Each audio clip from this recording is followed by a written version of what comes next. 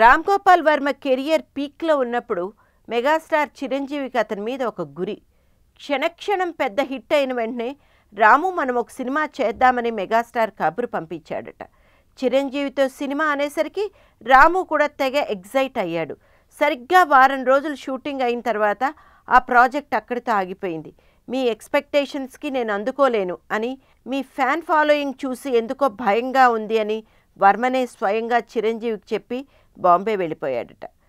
కొన్నేళ్ల తర్వాత రామ్ గోపాల్ వర్మ పవన్ కళ్యాణ్తో ఒక సినిమా చేద్దామని ప్లాన్ చేశాడు. ముందుగా స్టోరీ విన్న పవర్ స్టార్ చాలా ఇంప్రెస్ అయ్యాడట.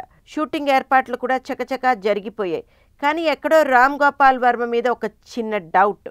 నాకున్న తిక్కి ఇతనికి కూడా ఉంది కదా, మా అన్నయ్యకి జరిగినట్టే నాకు కూడా ఈ వర్మ చేస్తే చాలా చెత్తగా ఉంటుంది అని ఆలోచించాడు. వారం రోజులు షూటింగ్ చేసి ఆగిపోవడం కంటే ముందరే ప్రాజెక్ట్ని ఆపేయడం మంచిది అని అనుకుని సారీ వర్మ అని ప్రాజెక్ట్కి గుడ్ బై చెప్పాడు. దాంతో ఒళ్ళు మండిన రామ్ గోపాల్ వర్మ తన అసిస్టెంట్స్తో చెప్పి తెగ బాధపడిపోయాడట. ఆ రోజు నుంచి పవన్ కళ్యాణ్ అంటే ఒక విధమైన అసహనం వర్మలో ఏర్పడింది. చిరంజీవి సినిమా తానుగానే డ్రాప్ అయ్యాడు వర్మ. కానీ ఇక్కడ పవన్ కళ్యాణ్ తనని నో అన్నాడు. అతని ఈగోని దెబ్బతింది.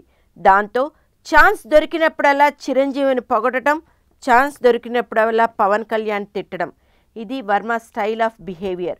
మొన్న రజనీకాంత్ ఏమిటి, చిన్నపిల్ల ఆమీ జాక్సన్తో రొమాన్స్ ఏమిటని విరుచుకుపడిన వర్మ ఇప్పుడు చిరంజీవి కాజోల్ పేరు స్క్రీన్ కెమిస్ట్రీ అద్భుతంగా ఉంది అని తెగ పొగిడేశాడట. ఇదేమి తిక్కరా బాబు అని పవన్ కళ్యాణ్తో సహా అతని ఫ్యాన్స్ కూడా ఆశ్చర్యపోతున్నారు. అడిగితే ఇది నా ఇష్టం అంటాడు వర్మ.